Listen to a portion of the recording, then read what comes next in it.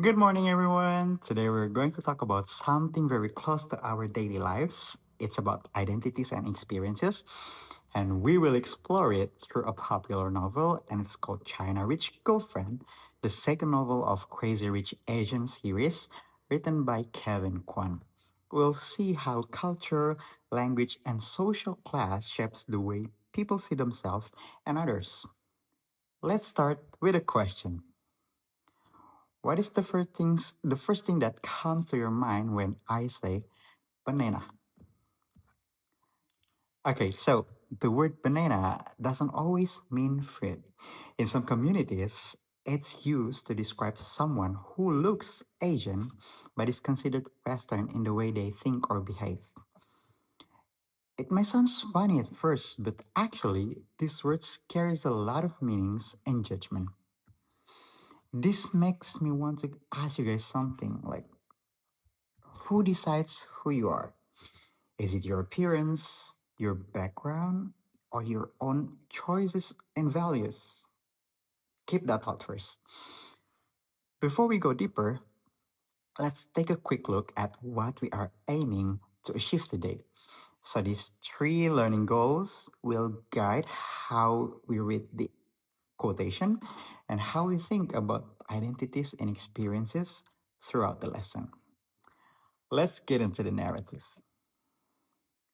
In this novel, we are going to talk about the relation between Rachel Chu, a middle class New Yorker, and her family from her dad's side. The story is about Rachel's struggle on her identity among her extended family and the way she accepts that. Okay, well, drum roll this for the next slide. Um, Well, guys, language are powerful. Like words are powerful. When we label someone, we just don't describe them. We also judge them. Like labels like banana can make people feel accepted or pushed away. So language often shows who has power and who doesn't. Let's take a look at this excerpt. So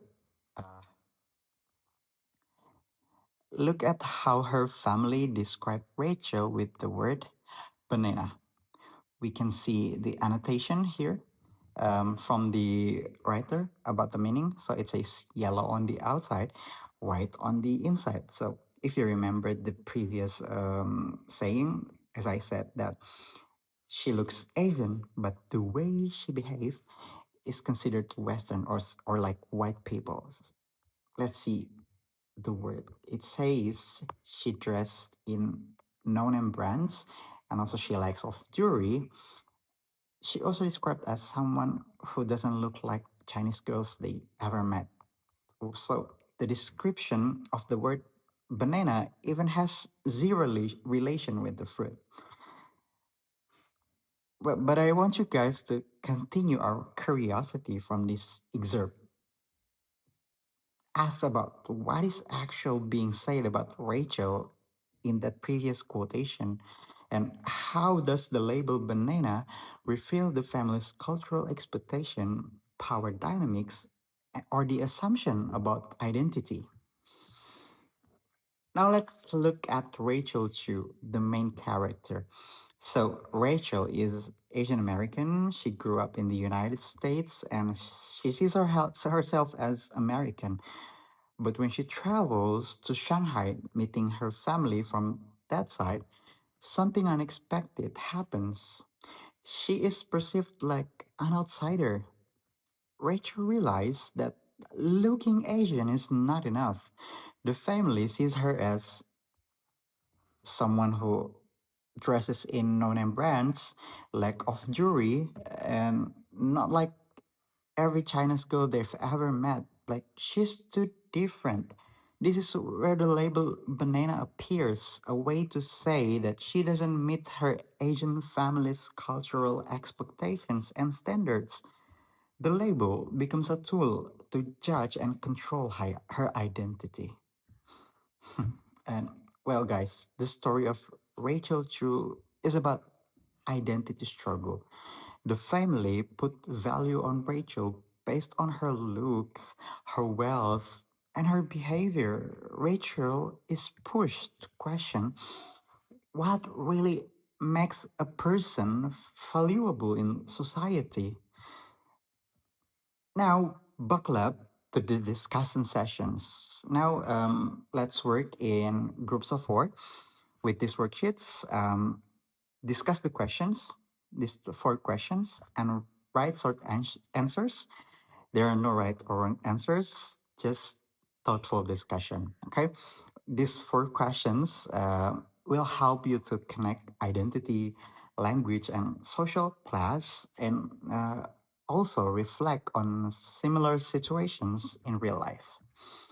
Uh, well, thank you guys. Understanding stories like this helps us to become more empathetic. We start to notice how people are judged, labeled, or excluded, and how we can respond more thoughtfully in real life. Since Rachel's experience is not unique to her only, we also can find that in the other books. So there are these three books. This one is called The Namesake. It has the term Gogol, and this one Americana. It also has the word Americana, and with this one it's Pachinko, and it has this word Zainichi. So it resembles the meaning with someone who maybe an outsider with her in the community. So yeah, this is a sample of good books if you want to read another novel that explains about identity. So guys, to close today's lesson, I ask you guys to write this as usual reflective essay. Write in 304 to 400 words, and I want you to think about a moment when your identity was questioned, challenged, or explored. You can connect your experience to Rachel or any idea we discussed today, especially your identity as Indonesian or your background or your appearance. So, today, to conclude, we've seen that identity is not something we simply have. It's something we explore, and with Rachel Choose Journeys, it shows us that exploration can be uncomfortable. It can challenge how we see ourselves and how others sees us. But through exploration of culture, social class, and belonging, identity becomes clearer, becomes stronger, and more meaningful because just like Rachel, we are still exploring who we are and where we belong. So, thank you and see you next week. Don't forget to submit your essay early. Bye.